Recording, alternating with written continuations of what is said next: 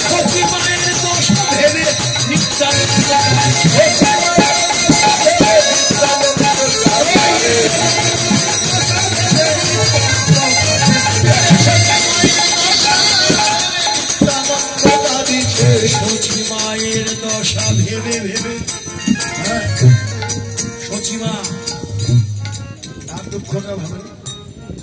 সচিমায়ের একমাত্র এক এক করে সব সন্তান ফাঁকি দিয়ে গেছে। নিমায়ের আগে ছিল বিশ্বরূপ, সে বিশ্বরূপ যৌবনে মাকে ফাঁকি দিয়ে চলে গেছে। এখন আছে একমাত্র অন্ধের যষ্টি হল নিমাই। একমাত্র তার নিমাই হচ্ছে সম্বল, মায়ের একেবারে প্রাণ। সেই নিমাই আর সন্ন্যাসী হয়েছে। মায়ের দশাটা কি হতে পারে? মায়ের প্রাণ কিভাবে থাকবে? এক এক করে যার 7টি সন্তান চলে গেছে, একটা সন্তান তার মাত্র বাকি। সেই সন্তানে যখন মাকে ছেড়ে চলে যায়, মায়ের প্রাণ কি আর থাকে বলুন? নিত্যানন্দ তো জানে যাবে চলে, নিমাইও চলে যাবে, কিন্তু মার কি হবে?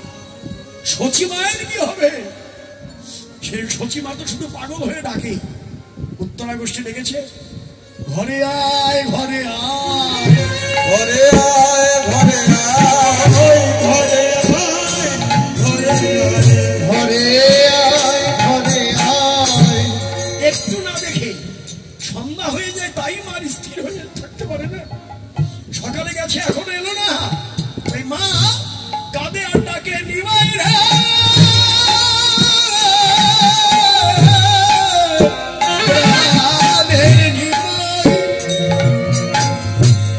আমার ঘরে আয়, প্রাণের প্রাণ তুই আমার ঘরে।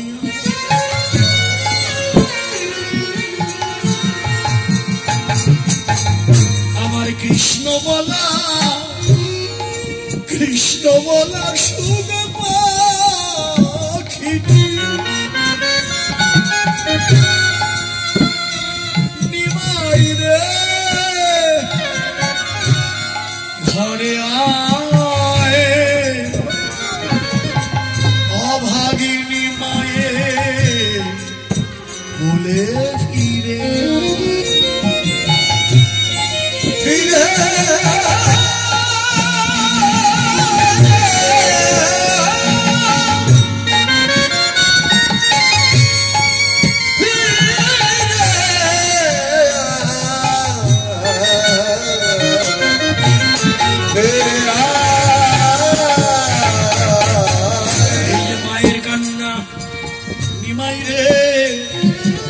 তুই যদি ফিরে না আসিস, আমায় মামা বললে আর কে বা ডাকবে?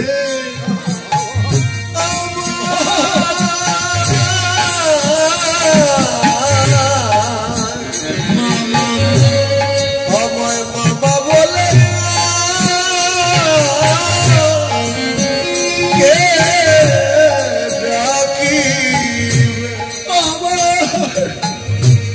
মামা বলে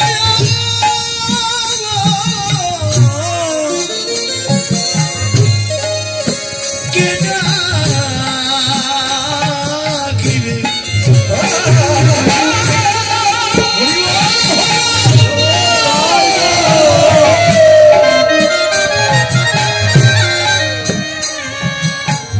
আমায় মামা বলে আর কে ডাকিবে? আমার কেহ নাই, কেহ নাই, আর কেহ নাই কেহ নাই কেহ নাই। আপন বলতে সংসারে কেহ নাই, কেহ নাই। আপন বলতে সংসারে কেহ নাই কেহ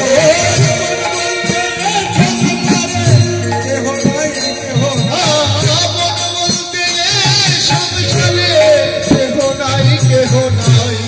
নিমাইকে একটু না দেখে মায়ের এই আকুলতা, তুই আমার একমাত্র প্রাণ। আজকে সেই নিমাই মাকে জন্মের মতো ছেড়ে চলে যাচ্ছে, আর ফিরে আসবে কিনা সন্ন্যাসী হয়ে গেলে তো আর তার ফিরে আসার সুযোগ নেই। এখন নিত্যানন্দ ভাবছে, হারে আমার সচি মায়ের কি হবে, সচি মায়ের কি হবে। কাণ্ডে নিত্যানন্দ সচি মুখ নিরখিয়া, কান্দে নিত্যানন্দ সচি সচি মুখ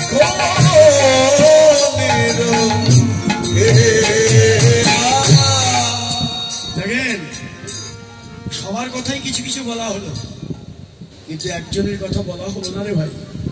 যার কথাটা বলা প্রয়োজন সে কে জানেন তো? বিষ্ণুপ্রিয়া। হ্যাঁ, বিষ্ণুপ্রিয়া দেবীর কথা বলা হলো না। আরে বিষ্ণুপ্রিয়ার ত্যাগ, হ্যাঁ আমরা সবার কথাই বলি, কিন্তু বিষ্ণুপ্রিয়ার ত্যাগের কথা কি কেউ বলি না, বলতে চাই না। পদকর্তারাও বলতে চাইনি। কেন যে চাইনি এটাই বোধগম্য নয়। কিন্তু আমার তো মনে হয় বিষ্ণুপ্রিয়ার কথাটাই আগে বলার কথা ছিল, যার ত্যাগের বিনিময়ে আমরা মহাপ্রভুকে পেয়েছিলাম। আপনারা জানেন তো সে কথা। বিষ্ণুপ্রিয়াকে যখন বিয়ে করে আনে